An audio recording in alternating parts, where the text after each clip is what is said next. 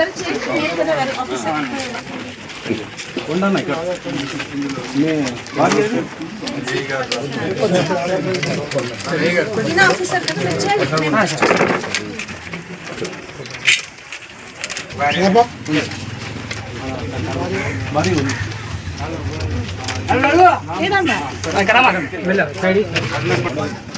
మీ భార్య పేరు మీద అప్లై చేయకుండా మీ పేరు మీద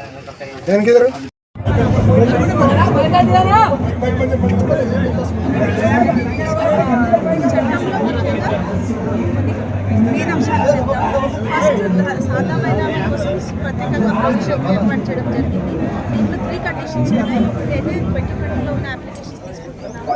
సెకండ్, పొజిషన్లో ఉన్న అప్లికేషన్స్ మాత్రం ఎంక్వైరీ తర్వాత డిసైడ్ చేద్దాం. అండ్ తర్వాత 3వ కండిషన్ ఏమంటే 2014 కంటే ఉన్న ట్రాన్సాక్షన్ అవి అన్ని కన్సిడరేషన్లో తీసుకోవడం జరుగుతుంది. సో ఫస్ట్ అయితే సాదా బైనామా కోసం ప్రొవిజన్. సెకండ్ ప్రొవిజన్ ఏమంటే ప్రతి లెవెల్ ఆఫ్ ఆఫీసర్ దగ్గర తహసీల్దార్, ఆర్డీఓ, జాయింట్ కలెక్టర్ అందరి దగ్గర డిఫరెంట్ మాడ్యూల్స్ కూడా డివైడ్ చేయడం జరిగింది. ఇలా చేస్తే మరి pendency maximum mandal level, division level అక్కడ వరకు మ్యాక్సిమం పెటిషన్స్ అయిపోతే ఓన్లీ సీరియస్ మోస్ట్ అప్లికేషన్స్ మాత్రమే జాయింట్ లెవెల్, కలెక్టర్ లెవెల్ వరకు పోతాయని అది ఆలోచనతో ఇవి అన్ని మాడ్యూల్స్ కూడా రీడిజైన్ చేయడం జరిగింది. మేడం, గత ప్రభుత్వంలో హయ్యర్ అధికారులకు ఎలాంటి అథారిటీ లేదు. ఈ యొక్క ల్యాండ్ విషయంలో కానివ్వండి, ఒకవేళ ఆర్ఓఆర్ చేంజ్ చేయాలనే విషయంలో కానివ్వండి, గతంలో ఎక్కడ ఎలాంటి అధికారికి హయ్యర్ అధికారికి ఎలాంటి అథారిటీ లేదు. మరి ఇప్పుడు ఈ భూభారతి చట్టం ఏమైనా అథారిటీ ఉందా? గవర్నమెంట్ ఏమైనా అథారిటీ ఇస్తుందా? ఏనా ఇప్పుడు చాలా స్పష్టంగా ఉంది చట్టంలో ఏ కరెక్షన్ కోసం, ఏం మాడ్యూల్ కోసం ఏం ఆఫీసర్ రెస్పాన్సిబుల్ ఉన్నారో అది స్పష్టంగా దాంట్లో ఒక చార్ట్ ప్రిపేర్ చూస్తే అప్పుడు ఒక షెడ్యూల్ తయారు చేశారు. దానికి భాగంగా మేము ఒక ప్యాంఫ్లెట్ కూడా తయారు చేసాము. ప్రతి సదస్సులో కూడా ప్యాంఫ్లెట్ ఇస్తున్నాము. అది first. And second, enquiry power కూడా ఇవ్వడం జరిగింది. ఎంక్వైరీ పవర్ ఏమంటే మోకా మీద ఎంక్వైరీ చేయడానికి ఆఫీసర్స్లకు కూడా పవర్ ఇవ్వడం జరిగింది. ధరణి పోర్టల్ విషయంలో చాలా మంది రైతులు అనేక సమస్యలకు ఇబ్బంది పడే సందర్భం ఉంది. ఇప్పుడు ఈ భూభారతి చట్టంలో ఏమైనా అలాంటి ఇబ్బందులు సాల్వ్ అయ్యే అవకాశాలు ఉన్నాయి? డెఫినెట్లీ. ఫస్ట్ అయితే డిఫరెంట్ ఆఫీసర్స్లకి different modules. Second, appeal provision, అది గతంలో అపీల్ ప్రొవిజన్ కూడా లేదు. Thirdly, enquiry provision. ఫోర్త్లీ, సాదా బైనామా ప్రొవిజన్. ప్రతిదానికి ఒక సమస్య స్టడీ చేసుకొని ప్రతిదానికి ఒక సొల్యూషన్ తీసుకువచ్చారు. కాబట్టి మేము కూడా ఈ అవగాహన సదస్సు తర్వాత ఇప్పుడు పైలట్ మోడ్లో ఇప్పుడు మద్దూరు మండలంలో జరుగుతుంది. దాని తర్వాత స్టేట్ వైడ్గా June 2 తర్వాత గౌరవ ముఖ్యమంత్రి గారు కూడా అనౌన్స్ చేస్తాము. అది ప్లాన్. ఓవరాల్గా ఫైనల్గా ధరణి పోర్టల్ ఉన్న సమస్యలకి భూభారతిలో ఖచ్చితంగా సొల్యూషన్ దొరుకుతుందని చేసి అనుకోవచ్చు. Thank you. రెవెన్యూ అవగాహన సదస్సు భూభారతి యాక్ట్ 2025 తర్వాత రూల్స్ 2025 మీద ఈరోజు ఒక అవగాహన సదస్సు ఏర్పాటు చేయడం జరిగింది. ఏప్రిల్ 14 రోజు గౌరవ ముఖ్యమంత్రి గారు సొంత స్టేట్ వైడ్గా Bhubharati portal, online portal inaugurate చేశారు. ఈ పోర్టల్ ఇనాగరేషన్ తర్వాత ధరణి పోర్టల్ నుంచి భూభారతి పోర్టల్ స్టార్ట్ చేసిన తర్వాత ఫస్ట్ ఫేజ్ వైజ్గా ఈ చట్టంకి ఎట్లా అమల్లో తీసుకురావాలని ఒక యాక్షన్ ప్లాన్ పెట్టడం జరిగింది. First phase of action plan ఎలా అంటే త్రూఅవుట్ తెలంగాణ స్టేట్, రాష్ట్రంలో ప్రతి మండల్ హెడ్ క్వార్టర్లో ఒక అవగాహన సదస్సు ఏర్పాటు చేయడం. దానికి భాగంగా ఏప్రిల్ 17 నుంచి నారాయణపేట జిల్లాలో కూడా ప్రతి mandal head quarter personally district collector visit చేసుకుంటూ ఒక అవగాహన సదస్సు ఏర్పాటు చేయడం, పబ్లిక్ నుంచి డౌట్స్, క్వశ్చన్స్ అట్లా ఏమైనా ఉంటే అది జవాబు ఇవ్వడం. అవి అన్నీ కూడా మేము 17 నుంచి ఈరోజు 26 డేట్ అయిపోయింది. ఆల్మోస్ట్ 10 days నుంచి డైలీ ప్రతి మండల్ హెడ్ క్వార్టర్లో 1 by 1 ఇలాంటి అవగాహన సదస్సు ఏర్పాటు చేశాము. మక్తల్, నారాయణపేట కూడా, కోస్కి, మద్దూరు, ఇప్పుడు గుండుమాల్లో కూడా అదే చేయడం జరుగుతుంది. ఈ సదస్సు ఉద్దేశం ఏమంటే ఇప్పుడు కొత్త చట్టం భూభారతి చట్టం, దీంతో పాటు ఒక రూల్స్ అంటే ప్రతిదానికి ఎలా చేయాలని అది కూడా ఏప్రిల్ నెలలో అమలుకి వచ్చింది. ఈ చట్టంలో కొత్త ఫీచర్స్ ఉన్నాయి. అంటే ధరణి కంటే అన్నీ చేంజ్ అయిపోయినాయి. ఎలా చేంజ్ అయిపోయినాయి? ఫస్ట్ సాదా బైనామా. లాస్ట్ 5 years నుంచి 5 సంవత్సరాల నుంచి సాదా బైనామా ఒక్కటే అప్లికేషన్ కూడా త్రూఅవుట్ తెలంగాణ స్టేట్ ఎవరు కూడా ప్రాసెస్ చేయలేదు. ఎందుకు ప్రాసెస్ చేయలేదంటే హైకోర్టు నుంచి స్టే వచ్చింది. హైకోర్టు నుంచి స్టే ఎందుకు వచ్చింది? బికాస్ పాత ధరణి చట్టంలో సాదా బైనామా కోసం ఒక్క లైన్ కూడా లేదు, ఒక ప్రొవిజన్ కూడా లేదు. ఆ చట్టంలోనే లేనప్పుడు మీరు ఎట్లా అమలుకి తీసుకువస్తున్నప్పుడు అలా క్వశ్చన్ హైకోర్టు నుంచి అడగడం జరిగింది. అందుకే ఈరోజు స్టేట్ వైడ్గా 5 సంవత్సరాల నుంచి స్టే ఉంది. అది ఇప్పుడు కొత్త చట్టంలో ఈ సంవత్సరం ఒక సాదా బైనామా కోసం ఒక ప్రత్యేకంగా ప్రభుత్వం నుంచి ఒక ప్రొవిజన్ పెట్టడం జరిగింది. ఈ ప్రొవిజన్ తీసుకొని ఇప్పుడు హైకోర్టులో స్టే కూడా వెకేట్ చేయిస్తున్నారు. ఈ స్టే వెకేట్ చేసిన తర్వాత త్వరలోనే స్టేట్ వైడ్గా సాదా బైనామా అప్లికేషన్స్ ప్రాసెసింగ్ కూడా స్టార్ట్ చేస్తాం. ఇది నెంబర్ 1 అంశం. ఈ సాదా బైనామా అప్లికేషన్స్లో ఇంకా 2 కండిషన్స్ ఉంటాయి. ఒకటి మీరు అందరికీ గుర్తు ఉంటుంది, 2020 సంవత్సరం అక్టోబర్ నవంబర్ నెలలో అప్పుడు మీ సేవా సెంటర్లో మీరు అందరూ సాదా బైనామా అప్లికేషన్స్ చేసి ఉంటారు. అవే అప్లికేషన్స్ మాత్రమే మేము తీసుకుంటాము. దీంతో పాటు 2014 సంవత్సరం కంటే ముందు ఉన్న ట్రాన్సాక్షన్స్ మాత్రమే మేము కన్సిడర్ చేస్తామని అలా చట్టంలో కూడా స్పష్టంగా చెప్పడం జరిగింది. తర్వాత మీరు పొజిషన్ కూడా ఉండాలని అది ఒక 3వ కండిషన్. ఇవి సాదా బైనామా అప్లికేషన్స్ గురించి. సెకండ్, మన కొత్త చట్టంలో ఎలా ఇంకొక ఇంపార్టెంట్ ఫీచర్ ఏమంటే, గతంలో మీరు 5 సంవత్సరాల నుంచి చూస్తున్నారు, అన్ని అప్లికేషన్స్ అంటే ఎంత చిన్న కరెక్షన్ ఉన్నా, పేరు కరెక్షన్ ఉన్నా, విస్తీర్ణం కరెక్షన్ ఉన్నా, ఆధార్ కరెక్షన్ ఉన్నా, ఆధార్ ఏది ఉందో కలెక్టర్ దగ్గర పోవాలి. అన్ని అప్లికేషన్స్ కలెక్టర్ దగ్గర వదిలిపెట్టారు. ఒక్కరు ఆఫీసర్ దగ్గర మొత్తం జిల్లా వ్యాప్తంగా అన్ని అప్లికేషన్స్ పెట్టి పెండెన్సీ పెరిగింది, డిలే పెరిగింది, అవి అన్నీ జరిగినాయి. అందుకే రైతులకి కూడా లాట్ ఆఫ్ ఇబ్బంది, లాట్ ఆఫ్ డిఫికల్టీ జరిగింది.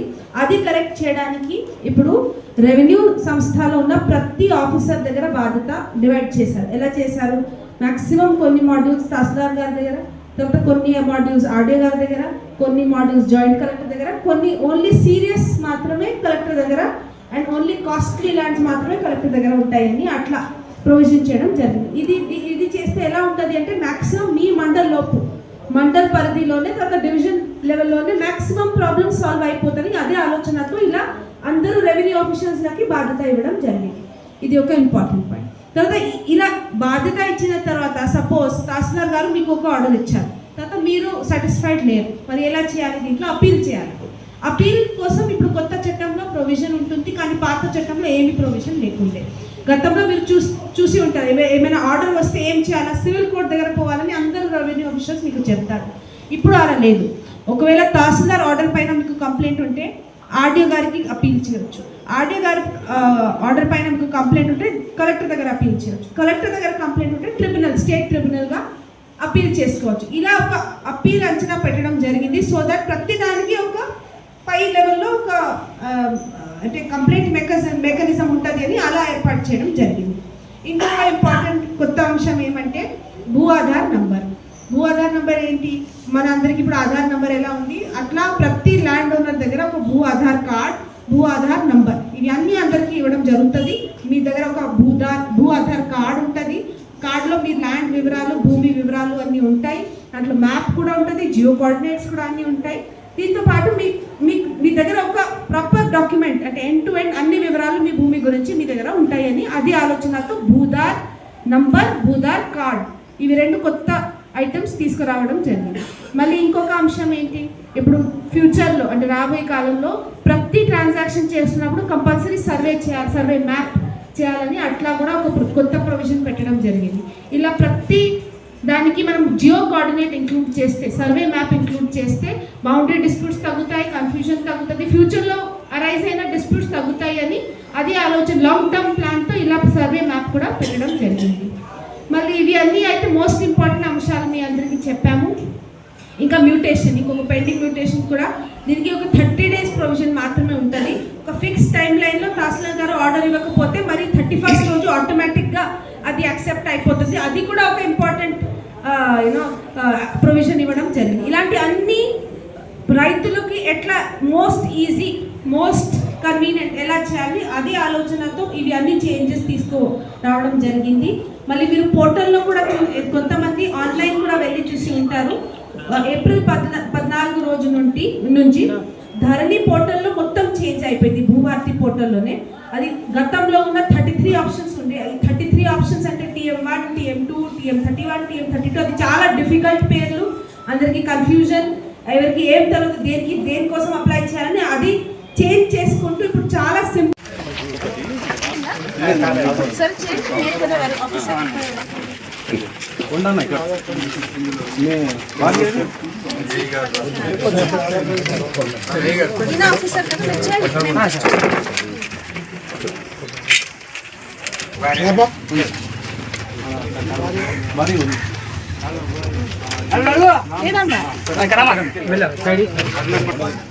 మీ భార్య పేరు మీద అప్లై చేయకుండా మీ పేరు మీద అప్లై కొంచెం బ్యాక్ మీ ఆధారు రేషన్ ఎలిజిబుల్ పర్సన్ మీ అమ్మాయి మీ పేరు మీద మీ పేరు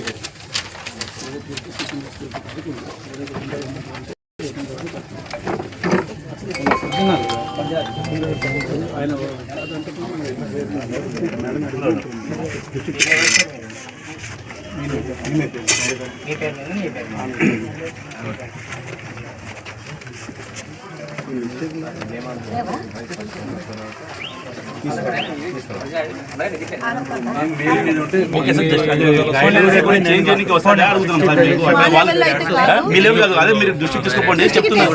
అదే అంటున్నారు సార్కి 6 పదులు 6 గదులు పెట్టుకోవచ్చు. సరే చేయండి, మీరు కదా వారి ఆఫీసర్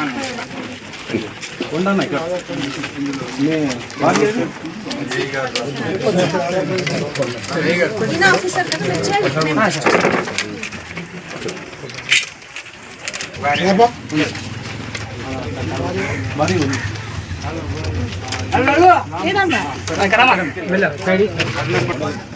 మీ భార్య పేరు మీద అప్లై చేయకుండా మీ పేరు మీద అప్లై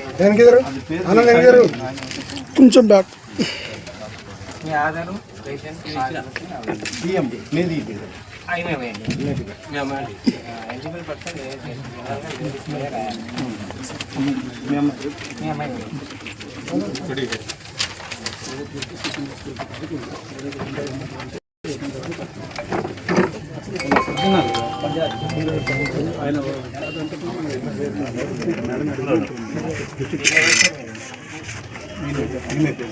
మీ పేరు మీద మీ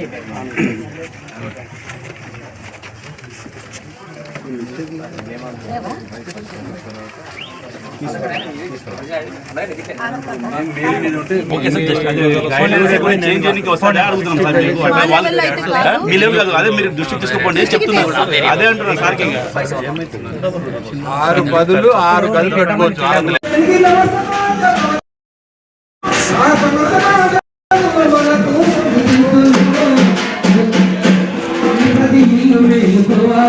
పల్లెమేడి నవ సమాజం అవతరించాలి. వెన్నెల వెన్నెల వెన్నెల నా వెన్నెల చేస్తున్నాం. వేదిక పైన ఉన్నటువంటి గ్రంథాలయ చైర్మన్ విజయ్ కుమార్ గారికి, బీపేట గారికి, అదేవిధంగా సింగిల్ విండో చైర్మన్ గారికి, మాజీ ప్రజాప్రతినిధులకు, తహసీల్దార్ గారికి, ఎంపీడీఓ గారికి, అదేవిధంగా ఇక్కడ ఉన్నటువంటి ప్రతి ఒక్కరికి కూడా పేరు పేరున మరొకసారి కళాభివందనాలు తెలియజేస్తున్నాం. మరి ఈరోజు ఈ కార్యక్రమం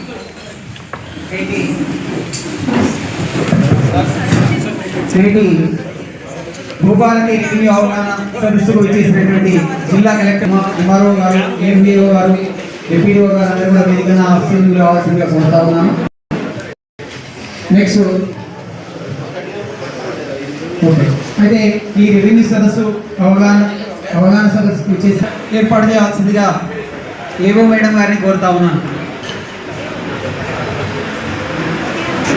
అలాగే మన గ్రంథాలయ చైర్మన్ గారు, తహసీల్దార్ గారు ఫెసిలిటేషన్ చేయాల్సిందిగా కోరుతాం.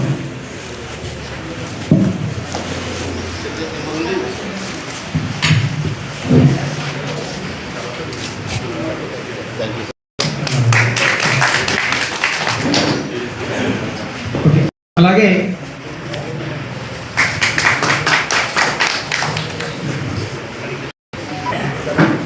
శాల్వాతో సన్మానించాల్సిందిగా కోరుతాం. అలాగే ఎంపీఓ మండల అగ్రికల్చర్ ఏవో మేడం గారికి కూడా సుధాకర్ అన్న గారు ఇక్కడ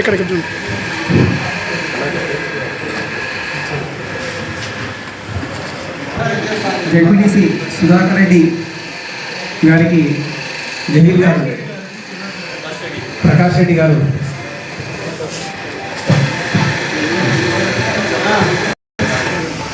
ఈరోజు మీకు ఏమైనా అనుమానాలు ఉంటే మీద అవగాహన ఉంటే మీరు ఎవరైనా మాట్లాడాలనుకుంటే కొంచెంతో మాట్లాడాలి.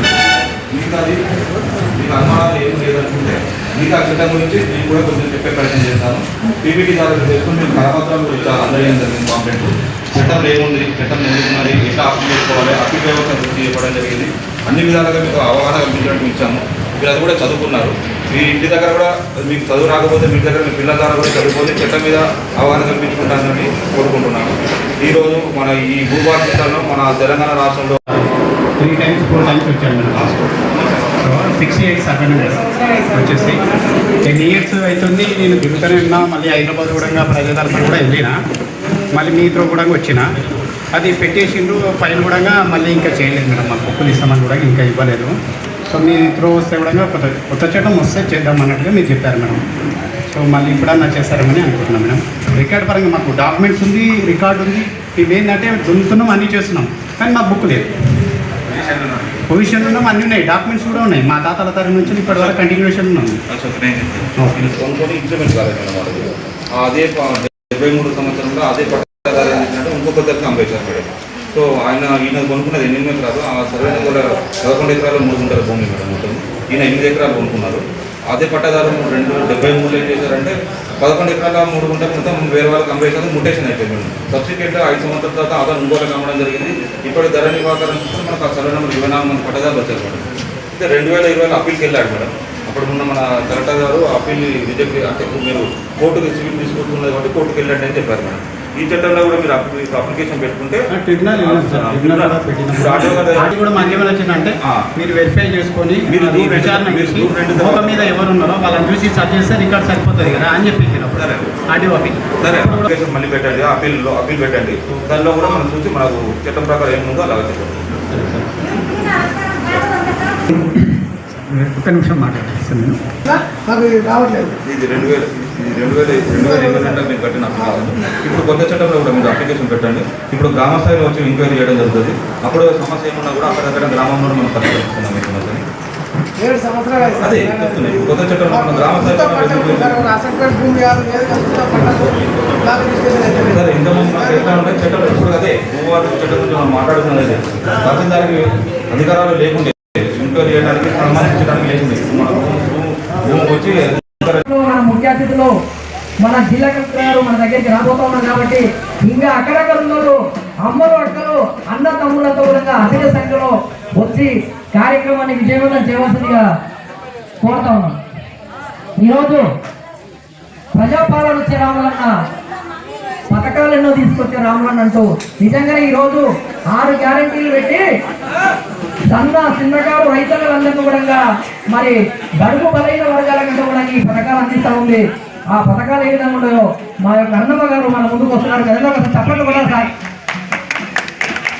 చప్పట్లు కొట్టలేదు. నిజంగా కూడా ఈ భూ సమస్యల్ని పరిష్కరించడానికి ఈరోజు ఈ కార్యక్రమాన్ని ఇక్కడ అవగాహన సదస్సు పెట్టడం జరిగింది. కాబట్టి ఇందులో మీరందరూ కూడా మేడం వాళ్ళు చెప్పే విషయాలు కానీ సార్ వాళ్ళు చెప్పే విషయాలు మీరందరూ తప్పకుండా పాటించాలని చెప్పి కోరుకుంటూ మరొక పాటతోటి మేము ముందుకు వస్తున్నాం.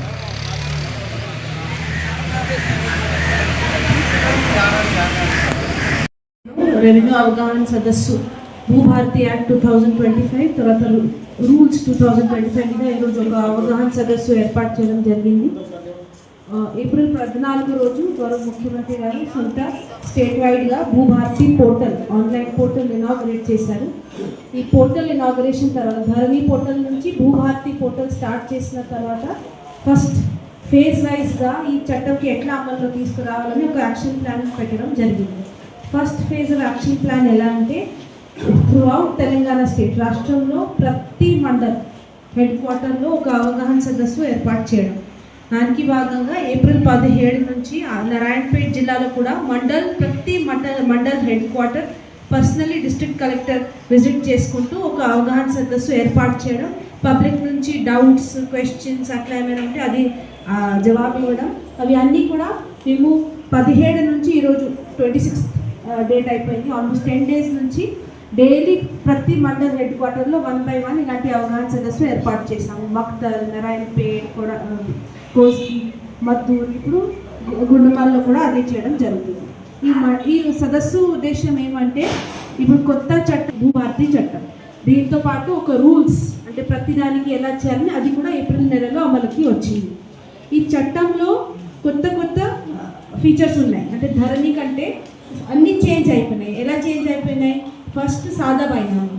లాస్ట్ 5 years నుంచి 5 సంవత్సరాల నుంచి సాదా బైనామా ఒక్కటే అప్లికేషన్ కూడా త్రూఅవుట్ తెలంగాణ స్టేట్ ఎవరు కూడా ప్రాసెస్ చేయలేదు. ఎందుకు ప్రాసెస్ చేయలేదంటే హైకోర్టు నుంచి స్టే వచ్చింది. హైకోర్టు నుంచి స్టే ఎందుకు వచ్చింది? బికాస్ పాత ధరణి చట్టంలో సాదా బైనామా కోసం ఒక్క లైన్ కూడా లేదు, ఒక ప్రొవిజన్ కూడా లేదు. ఆ చట్టంలోనే లేనప్పుడు మీరు ఎట్లా అమలుకి తీసుకువస్తున్నప్పుడు అలా క్వశ్చన్ హైకోర్టు నుంచి అడగడం జరిగింది. అందుకే ఈరోజు స్టేట్ వైడ్గా 5 సంవత్సరాల నుంచి స్టే ఉంది.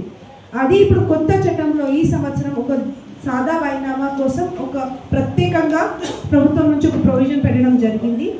ఈ ప్రొవిజన్ తీసుకొని ఇప్పుడు హైకోర్టులో స్టే కూడా వెకేట్ చేయిస్తున్నారు. ఈ స్టే వెకేట్ చేసిన తర్వాత త్వరలోనే స్టేట్ వైడ్గా సాదా బైనామా అప్లికేషన్స్ ప్రాసెసింగ్ కూడా స్టార్ట్ చేస్తాం. ఇది నెంబర్ 1 అంశం. ఈ సాదా బైనామా అప్లికేషన్స్లో ఇంకా 2 కండిషన్స్ ఉంటాయి. ఒకటి మీరు అందరికీ గుర్తు ఉంటుంది, 2020 సంవత్సరం అక్టోబర్ నవంబర్ నెలలో అప్పుడు మీ సేవా సెంటర్లో మీరు అందరూ సాదా బైనామా అప్లికేషన్స్ చేసి ఉంటారు. అవే అప్లికేషన్స్ మాత్రమే మేము తీసుకుంటాము. దీంతో పాటు 2014 సంవత్సరం కంటే ముందు ఉన్న ట్రాన్సాక్షన్స్ మాత్రమే మేము కన్సిడర్ చేస్తామని అలా చట్టంలో కూడా స్పష్టంగా చెప్పడం జరిగింది. తర్వాత మీరు పొజిషన్ కూడా ఉండాలని అది ఒక 3వ కండిషన్. ఇవి సాదా బైనామా అప్లికేషన్స్ గురించి. సెకండ్, మన కొత్త చట్టంలో ఎలా ఇంకొక ఇంపార్టెంట్ ఫీచర్ ఏమంటే గతంలో మీరు 5 సంవత్సరాల నుంచి చూస్తున్నారు అన్ని అప్లికేషన్స్ అంటే ఎంత చిన్న కరెక్షన్ ఉన్నా, పేరు కరెక్షన్ ఉన్నా, విస్తీర్ణం కరెక్షన్ ఉన్నా, ఆధార్ కరెక్షన్ ఉన్నా, ఆధార్ ఏది ఉందో కలెక్టర్ దగ్గర పోవాలి. అన్ని అప్లికేషన్స్ కలెక్టర్ దగ్గర వదిలిపెట్టారు. ఒక్కరు ఆఫీసర్ దగ్గర మొత్తం జిల్లా వ్యాప్తంగా అన్ని అప్లికేషన్స్ పెట్టి పెండెన్సీ పెరిగింది, డిలే పెరిగింది, అవి అన్నీ జరిగినాయి. అందుకే రైతులకి కూడా లాట్ ఆఫ్ ఇబ్బంది, లాట్ ఆఫ్ డిఫికల్టీ జరిగింది. అది కరెక్ట్ చేయడానికి ఇప్పుడు రెవెన్యూ సంస్థలో ఉన్న ప్రతి ఆఫీసర్ దగ్గర బాధ్యత డివైడ్ చేశారు. ఎలా చేశారు? మ్యాక్సిమం కొన్ని మాడ్యూల్స్ తహసీల్దార్ గారి దగ్గర, తర్వాత కొన్ని మాడ్యూల్స్ ఆర్డీఓ గారి దగ్గర, కొన్ని మాడ్యూల్స్ జాయింట్ కలెక్టర్ దగ్గర, కొన్ని ఓన్లీ సీరియస్ మాత్రమే కలెక్టర్ దగ్గర అండ్ ఓన్లీ కాస్ట్లీ ల్యాండ్స్ మాత్రమే కలెక్టర్ దగ్గర ఉంటాయని అట్లా ప్రొవిజన్ చేయడం జరిగింది. ఇది చేస్తే ఎలా ఉంటుంది అంటే మ్యాక్సిమం మీ మండల్ పరిధిలోనే తర్వాత డివిజన్ లెవెల్లోనే మ్యాక్సిమం ప్రాబ్లమ్స్ సాల్వ్ అయిపోతుంది. అదే ఆలోచనతో ఇలా అందరూ రెవెన్యూ ఆఫీసర్స్లకి బాధ్యత ఇవ్వడం జరిగింది. ఇది ఒక ఇంపార్టెంట్ పాయింట్. తర్వాత ఇలా బాధ్యత ఇచ్చిన తర్వాత సపోజ్ తహసీల్దార్ గారు మీకు ఒక ఆర్డర్ ఇచ్చారు, తర్వాత మీరు సాటిస్ఫైడ్ లేరు, మరి ఎలా చేయాలి? దీంట్లో అపీల్ చేయాలి. అపీల్ కోసం ఇప్పుడు కొత్త చట్టంలో ప్రొవిజన్ ఉంటుంది, కానీ పాత చట్టంలో ఏమి ప్రొవిజన్ లేకుండే. గతంలో మీరు చూసి ఉంటారు, ఏమైనా ఆర్డర్ వస్తే ఏం చేయాలా, సివిల్ కోర్ట్ దగ్గర పోవాలని అందరూ రెవెన్యూ ఆఫీసర్స్ మీకు చెప్తారు. ఇప్పుడు అలా లేదు. ఒకవేళ తహసీల్దార్ ఆర్డర్ పైన మీకు కంప్లైంట్ ఉంటే ఆర్డీఓ గారికి అపీల్ చేయవచ్చు. ఆర్డీఓ గారు ఆర్డర్ పైన మీకు కంప్లైంట్ ఉంటే కలెక్టర్ దగ్గర అపీల్ చేయవచ్చు. కలెక్టర్ దగ్గర కంప్లైంట్ ఉంటే స్టేట్ ట్రిబ్యునల్గా అపీల్ చేసుకోవచ్చు. ఇలా ఒక అపీల్ అంచనా పెట్టడం జరిగింది. సో దట్ ప్రతి దానికి ఒక పై లెవెల్లో ఒక అంటే కంప్లైంట్ మెకానిజం ఉంటుంది అని అలా ఏర్పాటు చేయడం జరిగింది. ఇంకొక ఇంపార్టెంట్ కొత్త అంశం ఏమంటే భూ ఆధార్ నంబర్ ఏంటి? మన అందరికి ఇప్పుడు ఆధార్ నంబర్ ఎలా ఉంది అట్లా ప్రతి ల్యాండ్ ఓనర్ దగ్గర ఒక భూ ఆధార్ కార్డ్, భూ ఆధార్ నంబర్ ఇవి అన్నీ అందరికీ ఇవ్వడం జరుగుతుంది. మీ దగ్గర ఒక భూ ఆధార్ కార్డ్ ఉంటుంది. కార్డులో మీ ల్యాండ్ వివరాలు, భూమి వివరాలు అన్నీ ఉంటాయి. దాంట్లో మ్యాప్ కూడా ఉంటుంది, జియో కోఆర్డినేట్స్ కూడా అన్నీ ఉంటాయి. దీంతో పాటు మీ దగ్గర ఒక ప్రాపర్ డాక్యుమెంట్ అంటే ఎండ్ టు ఎండ్ అన్ని వివరాలు మీ భూమి గురించి మీ దగ్గర ఉంటాయని అది ఆలోచనతో భూదార్ నంబర్, భూదార్ కార్డ్ ఇవి 2 కొత్త ఐటమ్స్ తీసుకురావడం జరిగింది. మళ్ళీ ఇంకొక అంశం ఏంటి, ఇప్పుడు ఫ్యూచర్లో అంటే రాబోయే కాలంలో ప్రతి ట్రాన్సాక్షన్ చేస్తున్నప్పుడు కంపల్సరీ సర్వే మ్యాప్ చేయాలని అట్లా కూడా ఒక కొత్త ప్రొవిజన్ పెట్టడం జరిగింది. ఇలా ప్రతి దానికి మనం జియో కోఆర్డినేట్ ఇంక్లూడ్ చేస్తే, సర్వే మ్యాప్ ఇంక్లూడ్ చేస్తే బౌండరీ డిస్ప్యూట్స్ తగ్గుతాయి, కన్ఫ్యూజన్ తగ్గుతుంది, ఫ్యూచర్లో అరైజ్ అయిన డిస్ప్యూట్స్ తగ్గుతాయి అని అది ఆలోచన లాంగ్ టర్మ్ ప్లాన్తో ఇలా సర్వే మ్యాప్ కూడా పెట్టడం జరిగింది. మళ్ళీ ఇవి అన్నీ అయితే మోస్ట్ ఇంపార్టెంట్ అంశాలు మీ అందరికీ చెప్పాము.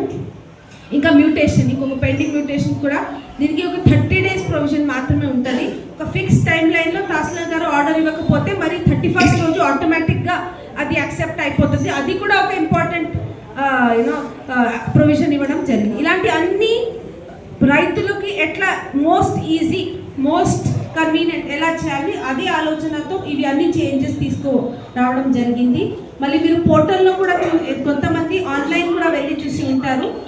ఏప్రిల్ 14 రోజు నుంచి ధరణి పోర్టల్లో మొత్తం చేంజ్ అయిపోయింది. భూభారతి పోర్టల్లోనే అది గతంలో ఉన్న 33 ఆప్షన్స్ ఉండే. అది 33 ఆప్షన్స్ అంటే TM1, TM2, TM31, TM32 అది చాలా డిఫికల్ట్ పేర్లు, అందరికి కన్ఫ్యూజన్, ఎవరికి ఏం తెలియదు దేనికోసం అప్లై చేయాలని. అది చేంజ్ చేసుకుంటూ ఇప్పుడు చాలా సింపుల్.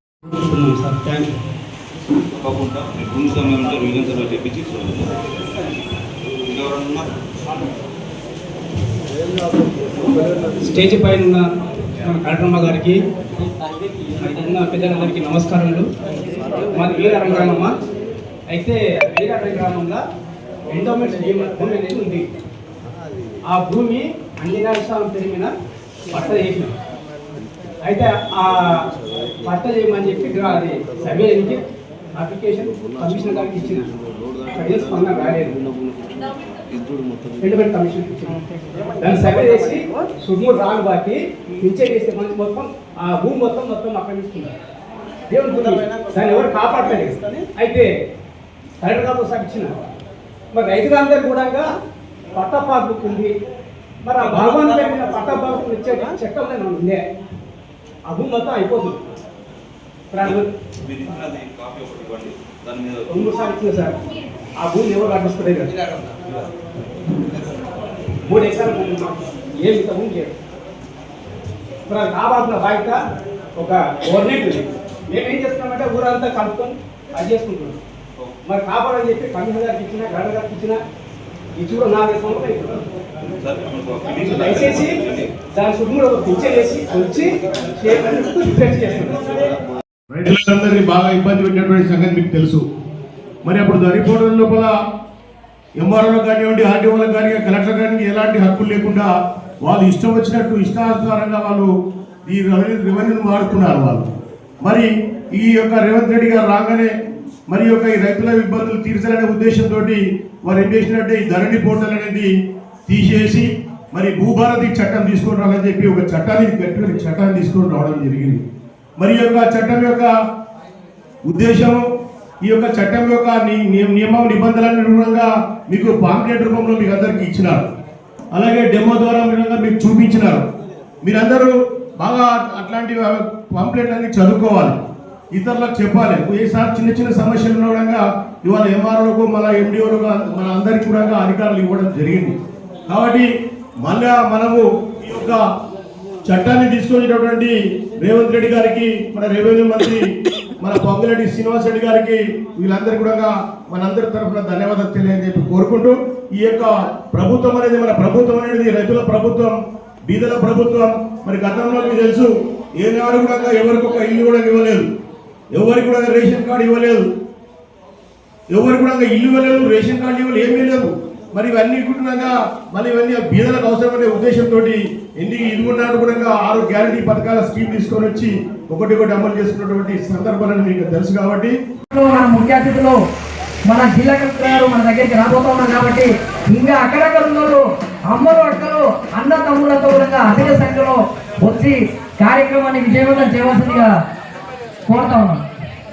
ఈరోజు ప్రజాపాలన వచ్చే రాములన్న పథకాలు ఎన్నో తీసుకొచ్చే రాములన్న అంటూ నిజంగానే ఈరోజు 6 గ్యారంటీలు పెట్టి చిన్నకారు రైతులందరినీ కూడా మరి బడుగు బలైన వర్గాల కంటే కూడా ఈ పథకాలు అందిస్తూ ఉంది. ఆ పథకాలు ఏ విధంగా ఉన్నాయో మా యొక్క అన్నమ్మ గారు మన ముందుకు వస్తున్నారు కదా. చప్పట్లు కూడా సార్, చప్పట్లు కొట్టలేదు. నిజంగా ఈ భూ సమస్యల్ని పరిష్కరించడానికి ఈరోజు ఈ కార్యక్రమాన్ని ఇక్కడ అవగాహన సదస్సు పెట్టడం జరిగింది. కాబట్టి ఇందులో మీరందరూ కూడా మేడం వాళ్ళు చెప్పే విషయాలు కానీ, సార్ వాళ్ళు చెప్పే విషయాలు మీరందరూ తప్పకుండా పాటించాలని చెప్పేసి కోరుకుంటూ మరొక పాటతోటి మేము ముందుకు వస్తున్నాం.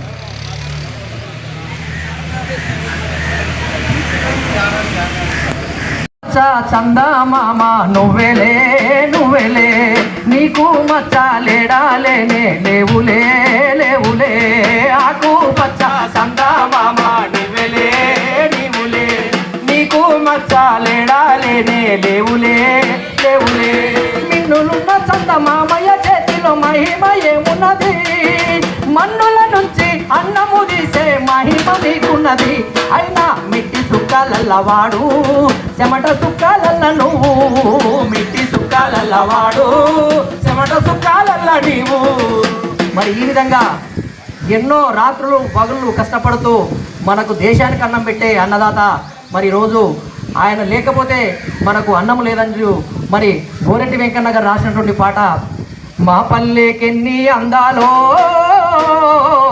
రైతన్నకెన్ని బందాలో తొలి సందే వేళ అలబందతోన ఎలమందకు అనుబంధం ఏనాటిదో ఈ బంధం. మా పల్లెకెన్ని అందాలో రైతన్న కన్ని బందాలో రైతన్న కన్ని బందాలు.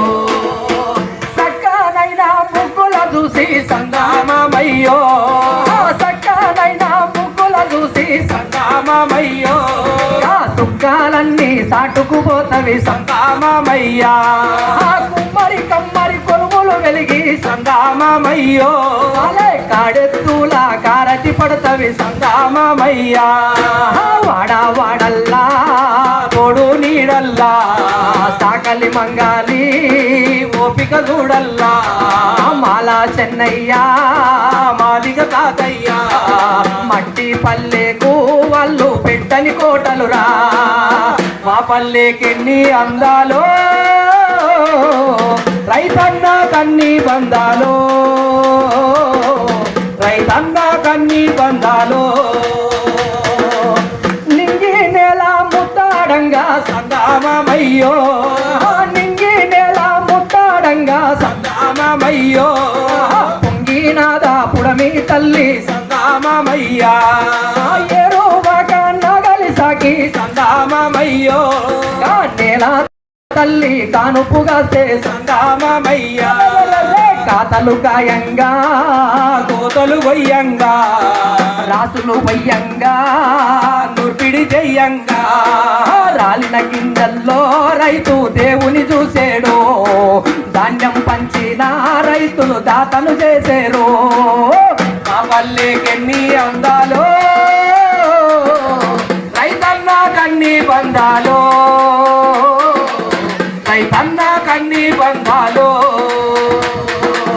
సాలు దున్నిన ఎర్రని దుక్కిలో సందామయ్యో సందేవాలి ఒదిగిపో. కల్పిస్తున్నటువంటి ప్రభుత్వం కాంగ్రెస్ ప్రభుత్వం కాబట్టి మీరందరూ కూడా తప్పకుండా మరి ఈరోజు చేస్తున్నటువంటి ముఖ్యమంత్రి గారు చేస్తున్నటువంటి అభివృద్ధి కార్యక్రమాలను మీరందరూ కూడా స్వాగతిస్తూ ముందుకు వెళ్ళాలని కోరుకుంటూ మరి ఈరోజు తెలంగాణ సాంస్కృతిక సార ద్వారా ఈ కార్యక్రమాలు నిర్వహిస్తున్నాము. అదేవిధంగా ఇప్పుడు మిత్రుడు ఎర్రబాలయ్య గారు మరొక పాట ద్వారా ఎర్రబాలయ్య కంటే ముందు మా సుగుణమ్మ గారు ఒక చక్కటి గీతంతో ముందుకు వస్తున్నారు.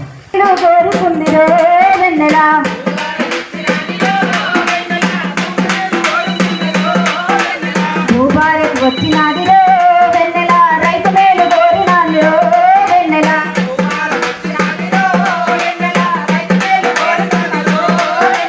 భూభారతి చట్టమంట మన ముందుకు వచ్చనంట రైతు మేలు కోరింది అధికారులు వస్తుండ్రు వెన్నెల మన ముందుకు వస్తుండ్రు వెన్నెలో వెన్నెల.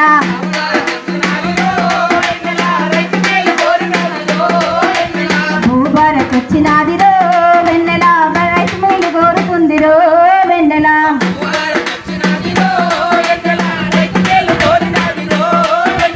భూభారత్ వచ్చినాదిరో వెన్నెల రైతు మేలు కోరినాదిరో వెన్నెల.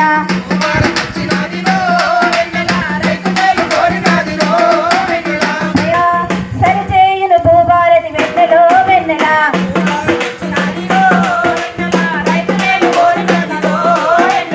భూభారత్ వచ్చినాది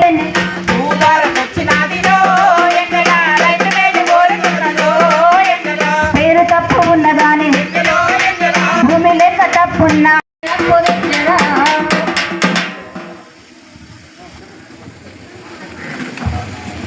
హలో మరి ఈ విధంగా భూభారతి చట్టం ద్వారా మనం అందరం కూడా భూమి హక్కు అదేవిధంగా చాలామంది కుంట భూమి కానీ ఎకరా భూమి కానీ లేకపోతే చాలామంది కుంటలు కానీ మనం కొట్లాడతాం. ఎందుకంటే ఈరోజు భూమి మొత్తం కూడా పెరిగినటువంటి సందర్భం ఉంది. నాలా తీసుకొని మనం కన్వెన్షన్ చేసుకొని ప్లాట్లు చేసుకొని భూమిని అందరూ కూడా ప్లాట్లు చేసుకొని అమ్ముకుంటున్న సందర్భంలో మనం ఏదైనా వ్యవసాయం మరి ఆ బంగారాన్ని మీరందరూ కూడా తప్పకుండా మరి మీరందరూ కూడా తెలుసుకోవాలని మీ అందరితో కోరుకుంటూ భూతల్లిని కాపాడాలి. మనము ఈ వర్షాకాలంలో రైతులందరూ ప్రేమతోటి సత్సంబంధాలు కలిగి భూమి తల్లితోటి ప్రేమతోటి కలిగి ఒక్క విత్తనానికి 1000 విత్తనాలు అందిస్తున్నటువంటి భూభారతి చట్టం మరి మనకందరూ కూడా భూతల్లి కాబట్టి మీరందరూ కూడా తప్పకుండా తెలుసుకోవాలని మీ అందరితో కోరుకుంటూ రా రైతన్నో లేరా మాయన్న రైతన్నో లేరా మాయన్న రైతన్నో లేరా మాయన్న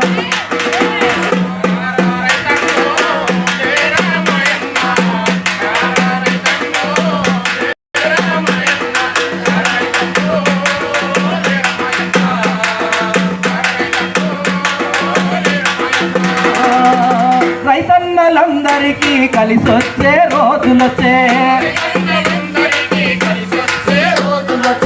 భూభారతి చట్టం రైతులకు సుత్తమాయే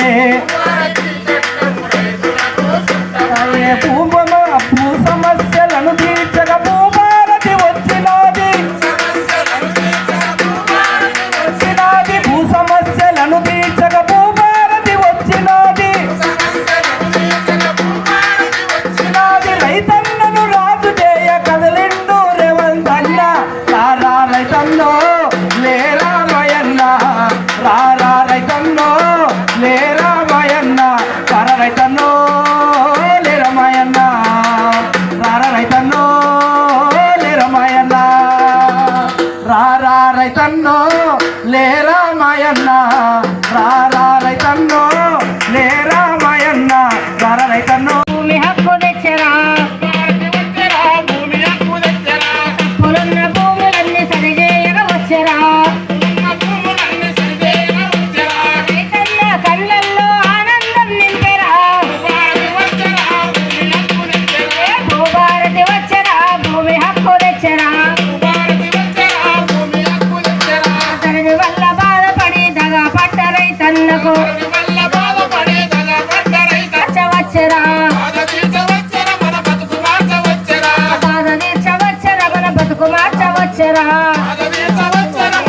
మార్చవచ్చరా బుద్ధిజీవి రేవంతన్న నాటికి